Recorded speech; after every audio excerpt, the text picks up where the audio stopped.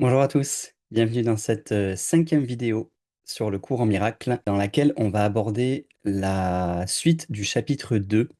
Donc si vous n'avez pas vu la précédente vidéo, je vous invite à aller la voir, dans laquelle nous abordions les origines de la séparation et l'expiation comme défense. Et aujourd'hui, suite à ça, nous allons aborder l'autel de Dieu et le passage qui suit, la guérison comme délivrance de la peur. Voilà, avant de commencer, je tiens à préciser que j'ai évidemment l'aimable autorisation de la fondation américaine, d'un courant miracle, de partager en public et avec vous des extraits commentés de ce merveilleux enseignement. Et je peux également répondre à vos questions si vous en avez. Et on ponctue chaque vidéo, chaque moment, par une méditation d'intégration en silence, voilà, dans laquelle je vous invite à fermer les yeux et à ressentir tout ce qui aura pu être partagé dans ce moment. Voilà, je répondrai aussi à quelques questions qui m'ont été posées. Je crois qu'il y en a 4 ou 5 que j'en ai sélectionnées. Donc je vous en ferai part et puis j'y répondrai au fur et à mesure de cette lecture. Et puis voilà, comme je vous l'ai dit, pour finir, on prendra quelques minutes en silence, les yeux fermés, pour laisser infuser la belle dynamique de cet enseignement. En tout cas, merci de me retrouver. Je vous invite à vous installer confortablement, tranquillement. Si vous écoutez cette vidéo en audio, simplement en train de faire autre chose, ben, voilà, profitez de ce moment-là. Et puis si vous êtes tranquillement devant un écran, je vous invite peut-être à fermer les yeux 1 minute ou 2. On va se poser avant juste la lecture. Et puis je vais commencer par ce passage sur l'autel de Dieu.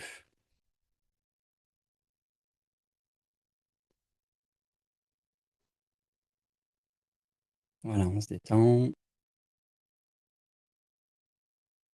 On peut inspirer et expirer profondément. Relâcher la tête, les épaules. Voilà, juste se préparer à calmer le mental pour écouter le texte avec ses cellules. Vraiment laisser les mots, la vibration des mots venir toucher nos cellules, toucher le cœur. Voilà, c'est pas toujours un enseignement qui est facile à appréhender. En tout cas, c'est le retour de certaines personnes que vous me faites. C'est vrai que c'est un enseignement qui est délicat, qui est impeccable, qui est pointu.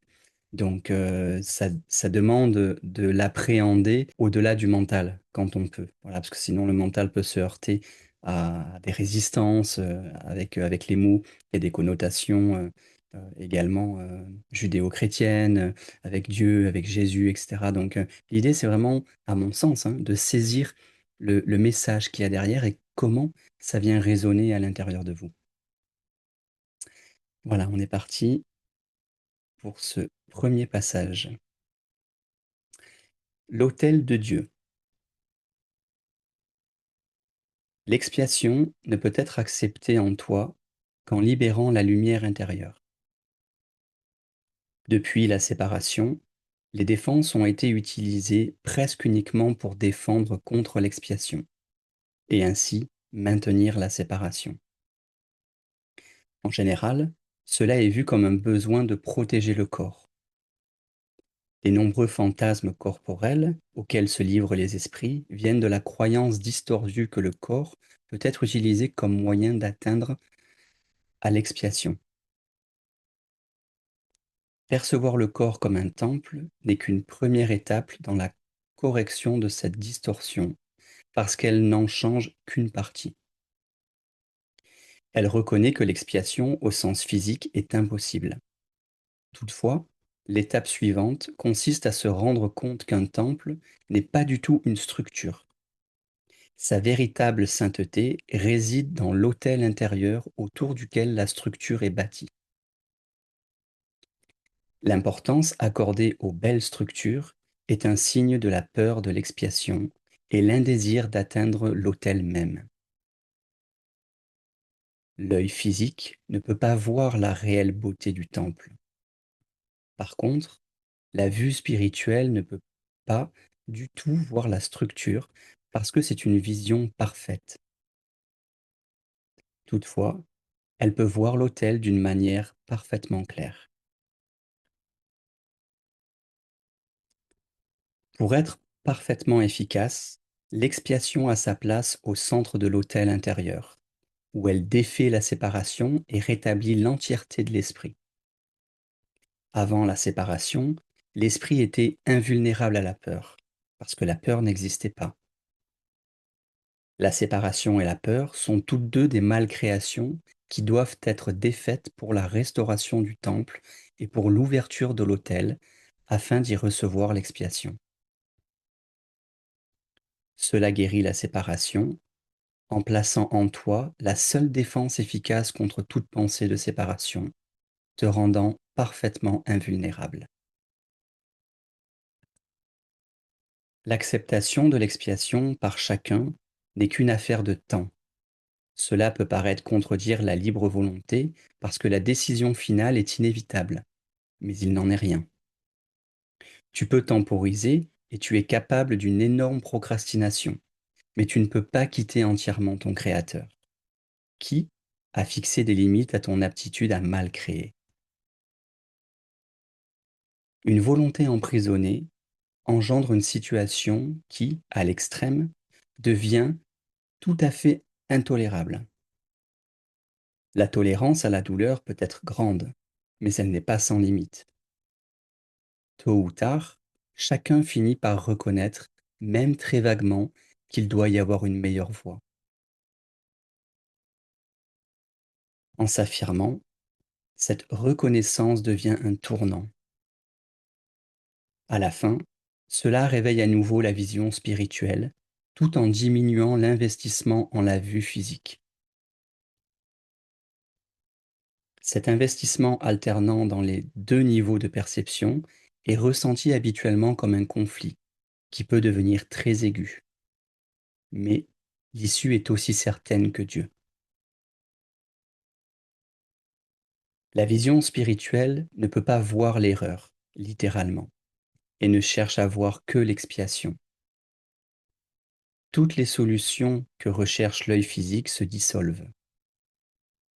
La vision spirituelle regarde à l'intérieur et reconnaît immédiatement que l'autel a été profané et qu'il a besoin d'être réparé et protégé. Parfaitement consciente de la défense juste, elle passe outre toutes les autres et regarde passer l'erreur vers la vérité. À cause de la force de sa vision, elle met l'esprit à son service. Cela rétablit le pouvoir de l'esprit et le rend de plus en plus incapable de tolérer le retard, car il se rend compte que celui-ci ne fait qu'ajouter une douleur inutile. En conséquence, l'esprit devient de plus en plus sensible à ce qu'il aurait considéré autrefois comme l'intrusion de très légers malaises. Les enfants de Dieu ont droit au parfait bien-être qui provient d'une confiance parfaite.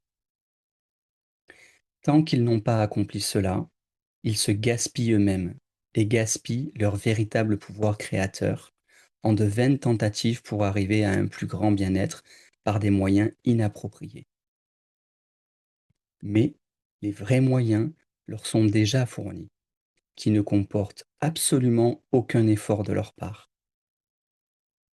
L'expiation est le seul don digne d'être offert à l'autel de Dieu, à cause de la valeur de l'autel même.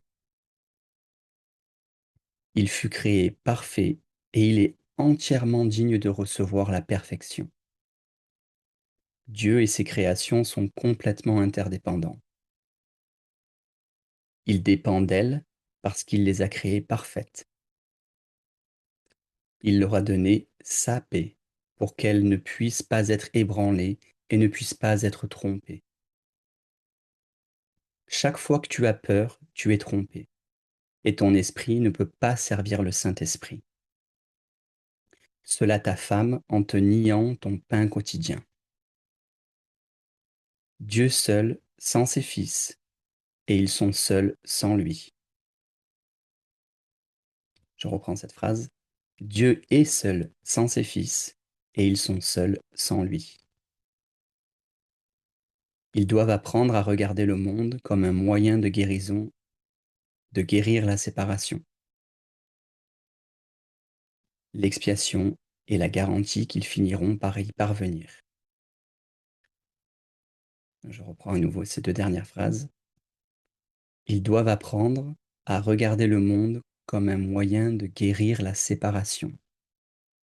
L'expiation est la garantie qu'ils finiront par y parvenir.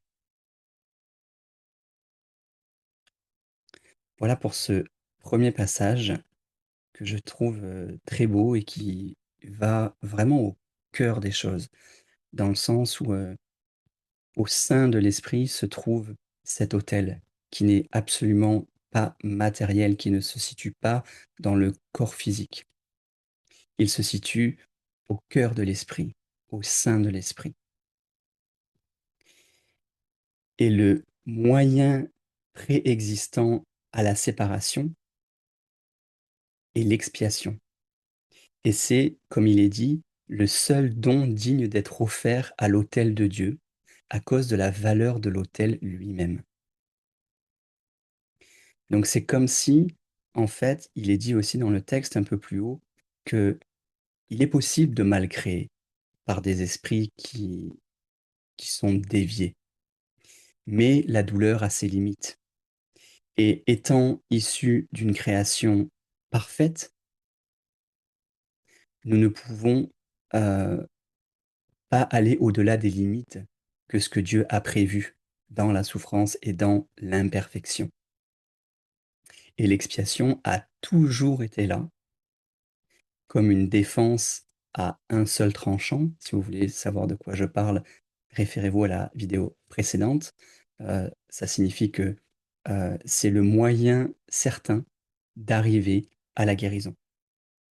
Alors que une arme à deux tranchants, comme un moyen de défense, pourrait se retourner contre nous. L'expiation n'a qu'un seul tranchant et permet de discerner, de pourfendre le réel de ce qui ne l'est pas. Et en ce sens, il ne peut jamais se retourner contre nous. Dans les questions, il y avait la première justement qui concerne l'autel intérieur. Alors, que veut dire le cours par l'autel intérieur? Et comment faire la différence entre prendre soin de la structure et honorer cet autel? Donc c'est une très bonne question, puisqu'en tout cas dans la question elle-même, il est fait la différence entre la structure, le corps physique, et honorer cet autel qui n'est pas de l'ordre du physique, n'est pas de l'ordre du corps. Donc, la structure et le corps, ce que tu perçois comme un temple. En prendre soin, c'est déjà une première correction, car cela reconnaît qu'il n'est pas un simple objet, mais un temple n'est qu'une enveloppe. Ok? L'autel intérieur, c'est vraiment le lieu saint au centre de l'esprit, au centre de ton esprit. Ce n'est pas un endroit physique, comme je l'ai dit, mais l'espace en toi où réside ta connexion à la source. C'est là que l'illusion de la séparation peut être défaite. Donc, prendre soin de la structure, c'est t'occuper de ton corps dans le monde, et honorer l'autel, c'est te consacrer à la guérison de ton esprit. C'est choisir de corriger tes pensées de peur et de séparation en y accueillant l'expiation. La véritable sainteté ne réside pas dans le corps, mais dans l'esprit qui choisit de se souvenir de son unité avec Dieu. Voilà, j'espère que ça répondra à cette question. Il y en avait une autre. Pourriez-vous expliquer, pourriez-vous expliquer plus simplement la hiérarchie entre le miracle, l'expiation et la guérison? Alors ça, c'est une excellente question, puisqu'il peut parfois, ça peut parfois porter à confusion. L'expiation n'est pas souvent très claire, j'en ai déjà, parlé et donné une définition, dans d'autres vidéos. Le miracle aussi, on l'a abordé dans le live, précédent, le quatrième live, si vous voulez vous y référer. Et la guérison, en fait, c'est le résultat de cette, de ce réalignement, d'à nouveau percevoir avec justesse, avec clarté et à nouveau créer, sainement. Et elle se passe évidemment au plan de l'esprit. Donc pour répondre à cette question, c'est important de comprendre que, c'est une hiérarchie de fonctions, mais pas d'importance. Que chaque élément a son rôle précis. L'expiation, c'est le principe, c'est le plan de guérison divin, l'ultime miracle qui corrige l'unique erreur, à savoir la croyance en la séparation. C'est le principe sous-jacent à toute guérison véritable. Le miracle, quant à lui, c'est le moyen, c'est l'application de ce principe dans ta vie. Un miracle est une correction dans ta perception, un changement d'esprit qui passe de la peur à l'amour. C'est l'outil que tu utilises pour appliquer l'expiation. Et puis la guérison, c'est le résultat. La guérison n'est rien d'autre que la délivrance de la peur. Quand tu utilises le moyen, qui est le miracle, pour appliquer le principe, qui est l'expiation, le résultat inévitable est la guérison de l'esprit. Voilà, j'espère que du coup ça donne un peu plus de clarté entre l'expiation qui est le miracle, le principe, le miracle qui est le moyen d'arriver à la guérison et le résultat, bah, qui est la guérison elle-même. Le fait de à nouveau percevoir de manière saine, juste et directe et de pouvoir discerner entre ce qui est réel et ce qui ne l'est pas. Et qu'est-ce qui est réel et ce qui ne l'est pas? Petit rappel, seul l'amour est réel, en gros. Ok.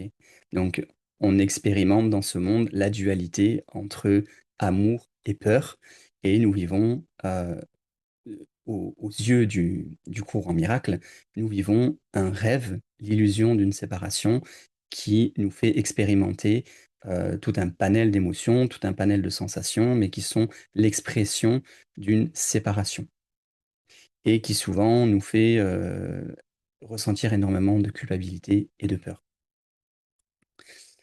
Donc je vais poursuivre, la lecture et puis il y aura, ouais, 2 ou 3 questions, après pour finir. Hem, alors, la guérison comme délivrance de la peur. Ce passage va sûrement répondre aussi, à la question, précédente. Mettons maintenant l'accent sur la guérison. Le miracle est le moyen, l'expiation est le principe et la guérison est le résultat. Donc c'est ce que je viens de partager avant. Parler du miracle de la guérison, c'est combiner de façon inappropriée 2 ordres de réalité.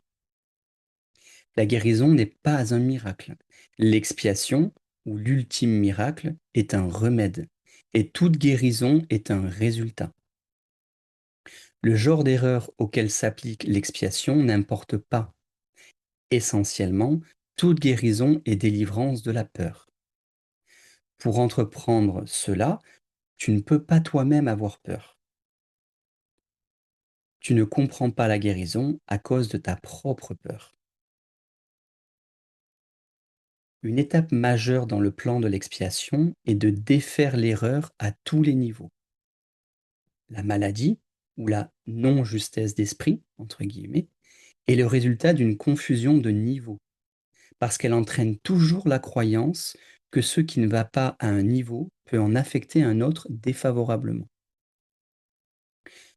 Nous avons parlé des miracles comme du moyen de corriger la confusion de niveaux, car toutes les erreurs doivent être corrigées au niveau où elles se produisent. Et seul l'esprit est capable d'erreur. Le corps ne peut agir faussement qu'en réaction à une pensée fausse.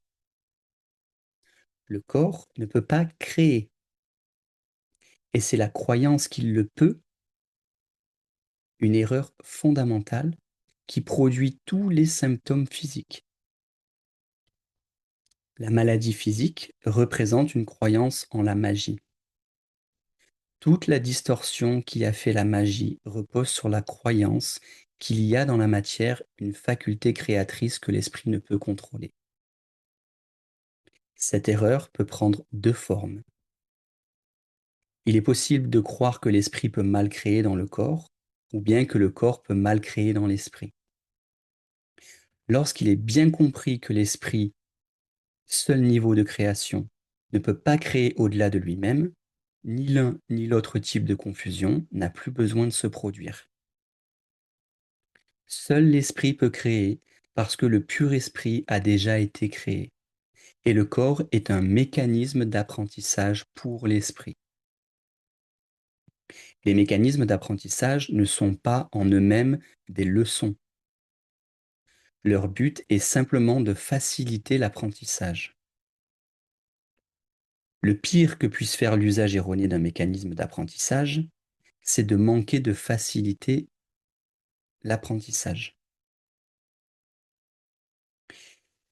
Il n'a pas en soi le pouvoir d'introduire des erreurs d'apprentissage proprement dites. Lorsqu'il est bien compris, le corps a ceci de commun avec l'expiation qu'il est invulnérable à toute application à deux tranchants. Ce n'est pas parce que le corps est un miracle, mais parce qu'en lui-même, il ne prête pas à la mésinterprétation. Le corps fait simplement partie de ton expérience dans le monde physique. Ses aptitudes peuvent être et sont fréquemment surestimées. Toutefois, il est presque impossible de nier son existence en ce monde. Ceux qui le font se livrent à une forme de déni particulièrement indigne. Ça, c'est une phrase hyper importante, puisque malgré le fait que dans le courant miracle, il y a une importante dissociation, discernement entre ce qui est réel et ce qui ne l'est pas, il n'est jamais question, malgré cela, de nier l'existence du corps.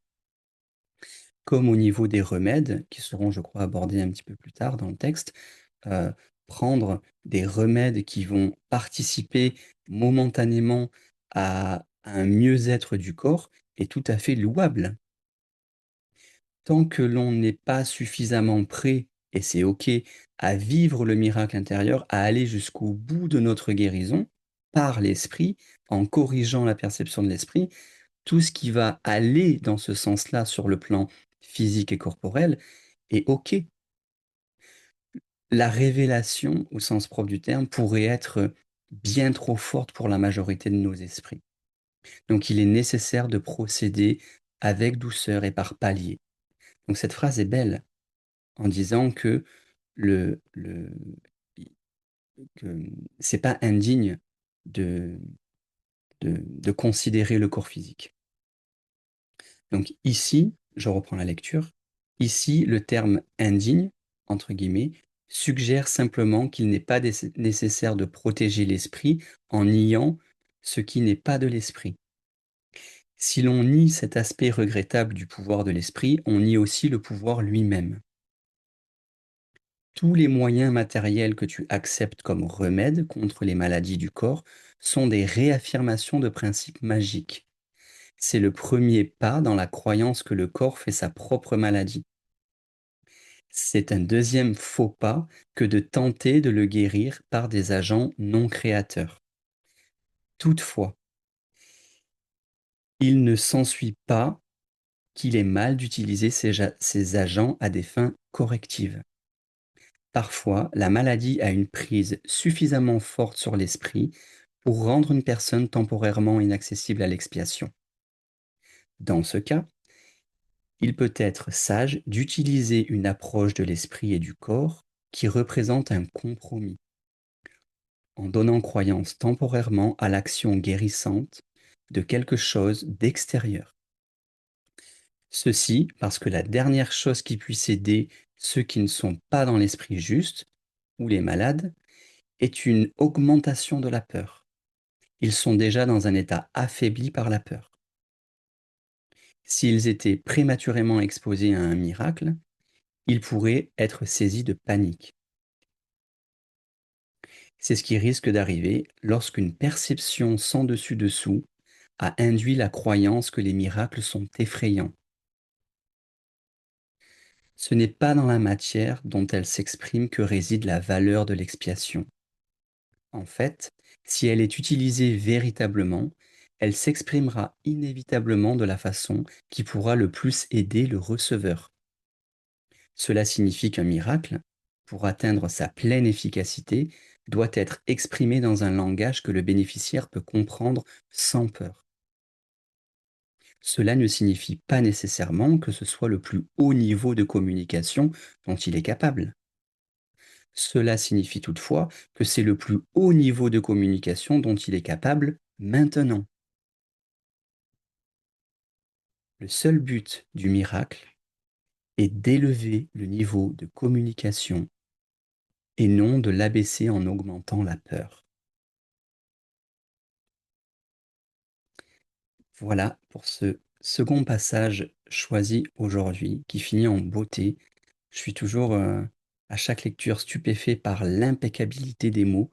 Je ne sais pas si ça vous fait ça aussi, mais je trouve que c'est c'est extrêmement juste. Quand on ressent, quand on rentre dedans, c'est c'est c'est bon. Pour moi, c'est un baume, c'est vraiment un baume d'amour pour mes cellules. Voilà, peut-être que ça vous fait ça aussi. En tout cas, si vous avez, des difficultés à comprendre, n'hésitez pas à me poser des questions dans les commentaires. Je pourrai y répondre, dans les vidéos, suivantes ou faire une vidéo, à part si, s'il y avait, plusieurs questions. Voilà, donc ça rejoint ce dernier passage que j'évoquais avant, heu, entre l'illusion d'un remède qui va être, extérieur, comme un médicament, une solution, extérieure pour le corps. Heu, Tant qu'on prend conscience que c'est juste ce qu'on est capable maintenant parce qu'on n'est pas capable de plus en termes de communication avec le divin, c'est OK. Le but est pas de considérer le corps et les remèdes extérieurs comme indignes, mais simplement comme une marche supplémentaire en conscience qui nous permet de réhabiliter un petit peu plus l'amour en soi. OK? Enfin, en tout cas, c'est comme ça que je le comprends. Alors, quelles étaient les questions qui restaient, que j'avais mis de côté? Mmh, alors, comment naviguer l'apparente contradiction entre l'usage de remèdes matériels et l'ouverture à un miracle direct? Alors, j'ai déjà un petit peu répondu à ça. Il s'agit du niveau de communication. Pour y répondre plus clairement, il n'y a pas de contradiction, c'est un niveau de communication. Le but est de réduire la peur et pas de l'augmenter. La maladie, c'est une non-justesse d'esprit qui provient de la peur. Si l'esprit d'une personne est affaibli par la peur, qu'un miracle direct la saisirait de panique, il est sage d'utiliser une approche de compromis. Un remède matériel est une croyance temporaire en une aide extérieure. Utiliser un tel agent n'est pas un échec, c'est un acte de compassion qui calme suffisamment la peur pour rendre l'esprit de nouveau accessible à l'expiation. Le miracle doit être exprimé dans un langage que le bénéficiaire peut comprendre sans peur.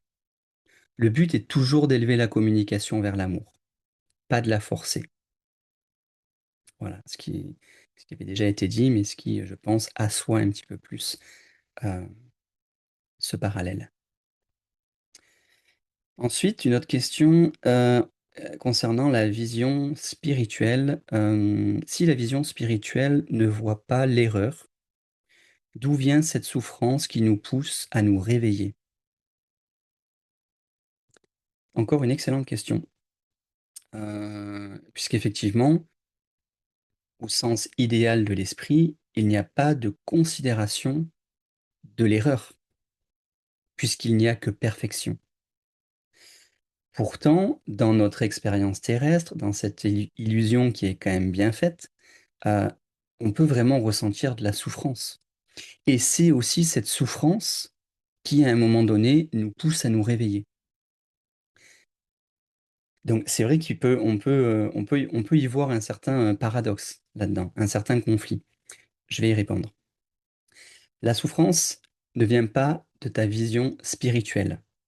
Elle vient du conflit entre les 2 manières de voir. La première, ta vision spirituelle, voit la vérité et ne connaît que l'expiation. Ta vision spirituelle est en paix. Et la seconde, c'est ta vue physique, celle de l'ego, qui est investie dans l'erreur, qui est investie dans la séparation et dans la peur. Donc la souffrance naît de notre investissement alternant entre ces 2 perceptions. C'est la douleur d'une volonté emprisonnée qui s'accroche à l'illusion, tout en sentant l'appel de la vérité. Cette douleur peut devenir intolérable, non pas parce que la vérité est douloureuse, mais parce que la résistance à la vérité l'est. Cette intolérance devient alors le tournant qui nous pousse à retirer notre investissement de l'erreur pour nous retourner entièrement vers la vision spirituelle qui attendait patiemment. Donc, la souffrance est la résultante d'un non-discernement et d'un investissement intérieur à résister au miracle, à résister à ce que l'esprit retrouve sa clarté et sa création pure et sa perception pure. C'est ça qui fait souffrir et qui peut se manifester jusque dans le corps physique et parfois de manière très douloureuse. Mais c'est aussi cette douleur qui vient, heu, par extension, heu, réveiller cet appel intérieur, qui a toujours été là en chacune de nos cellules et nous dit: «Mais il y a forcément une autre solution, c'est pas possible de souffrir autant. C'est pas possible de se sentir autant séparé. C'est pas possible de vivre autant de répétitions dans des souffrances, dans des malaises relationnels, physiques, émotionnels et autres». À un moment donné, la souffrance n'est plus tolérable en ce sens. Et c'est à ce moment-là le point de bascule qui nous fait dire: «Il y a forcément autre chose. C'est pas ça la vie». Et à ce moment-là, peut-être que on dispose consciemment ou inconsciemment notre esprit à retrouver sa justesse. Et puis on va prendre une dernière question. Je sais pas combien de temps ça fait qu'on est en ligne. Hop, désolé, j'ai un peu touché le micro. Alors, la dernière question: que signifie réellement l'invulnérabilité dans le contexte du cours? OK. L'invulnérabilité, c'est pas une caractéristique du corps. C'est une caractéristique de l'esprit qui est guéri. Le corps, l'ego sont vulnérables puisqu'ils sont issus de la séparation, de l'illusion de la séparation et ne peuvent pas être par essence vulnérables, comme une création saine et parfaite. Donc l'invulnérabilité, heu, c'est une caractéristique de l'esprit qui est guéri. Elle signifie que notre esprit, en acceptant l'expiation, a reçu la seule défense efficace contre toute pensée de séparation. Notre esprit ne peut être ne peut être à ce moment-là plus blessé par les illusions du monde parce qu'il n'y croit plus. Il ne croit plus en elles. Il ne peut, du coup, plus être affecté par la peur parce il a reconnu, hem, qu'elle n'était pas réelle.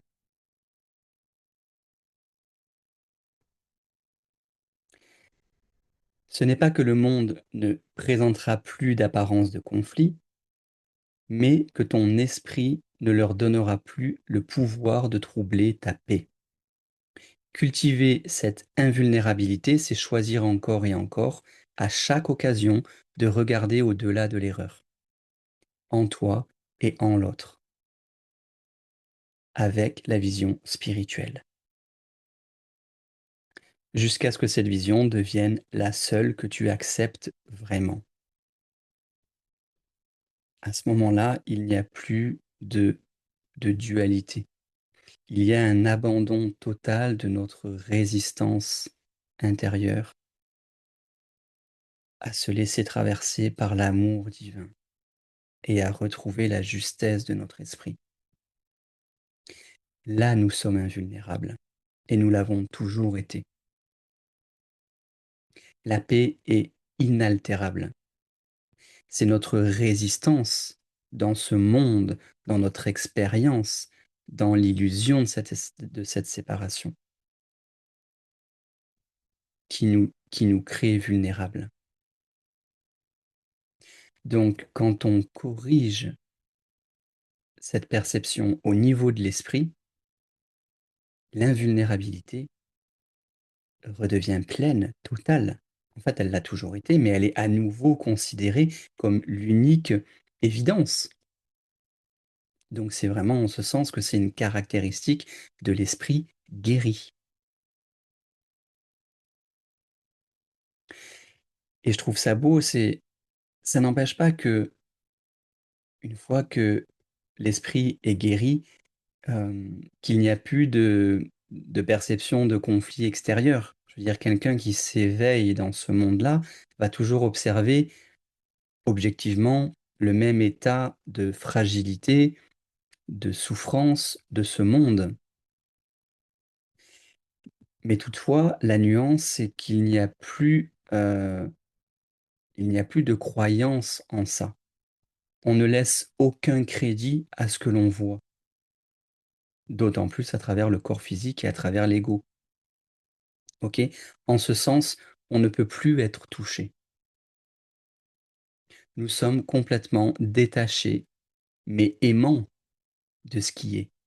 Mais il n'y a plus aucune accroche de vouloir changer les choses, de vouloir regarder les choses différemment. On est capable de les voir telles qu'elles sont à 100%, sans vouloir les changer. Toutefois, on ne reconnaît plus cette illusion, ces conflits, puisqu'on choisit de voir la paix et de vivre la paix. Et en cela, nous redevenons par essence et pleinement invulnérables.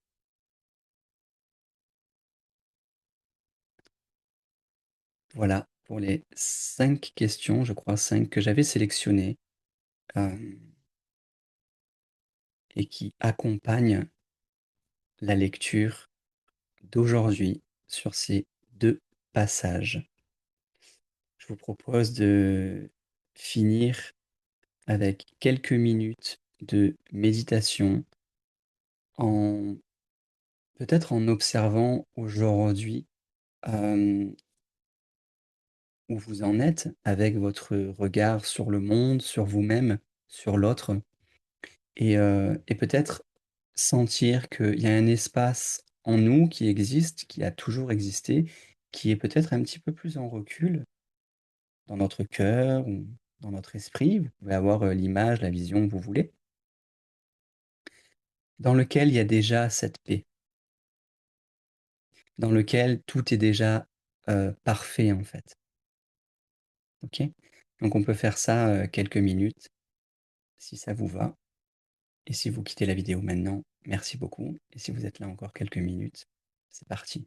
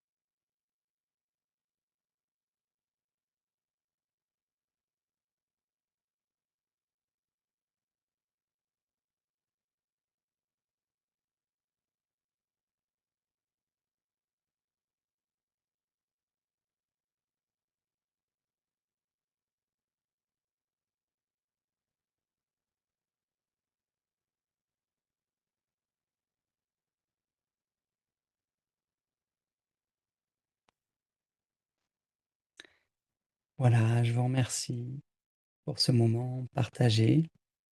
J'espère que ça éveille en vous davantage de quiétude, de tranquillité et je voudrais vous partager pour finir, cette phrase, qui m'est revenue: «L'histoire de ce monde est une résistance à l'amour» et c'est pas vraiment une phrase, péjorative. C'est vraiment une prise de conscience que toute la séparation, tout ce qu'on expérimente, c'est une résistance à notre état naturel. Absolument tout. Et c'est juste OK de regarder les choses comme ça. Il ne s'agit pas de s'en vouloir ou autre, hem, mais simplement de voir à quel point ça résonne et peut-être à quel point dans nos vies, on a tendance à, je parle aussi pour moi, hein, à forcer les choses, à vouloir donner une direction aux choses et peut-être que le le paramètre le plus important, l'objectif le plus saisissant que l'on a à faire, heu, c'est à retrouver cet autel de Dieu en nous. Voilà, ça peut être un long parcours pour certains, un peu moins pour d'autres, peu importe. Le chemin, si chemin il y a, il est, il est beau et en tout cas, voilà, j'espère que aujourd'hui, avec cette lecture et ce moment partagé, ça vous accompagnera à faire, un pas de plus sur votre, chemin d'éveil intérieur. Merci d'avoir passé ce moment avec moi. Je vous souhaite, une excellente semaine. À partir de maintenant, je vais publier une vidéo chaque dimanche à 10:00, heure de Paris. Donc, voilà et encore une fois, si vous avez des questions ou envie de prendre contact avec moi, vous pouvez trouver les infos dans la description. Je vous souhaite de passer une excellente semaine. À très bientôt.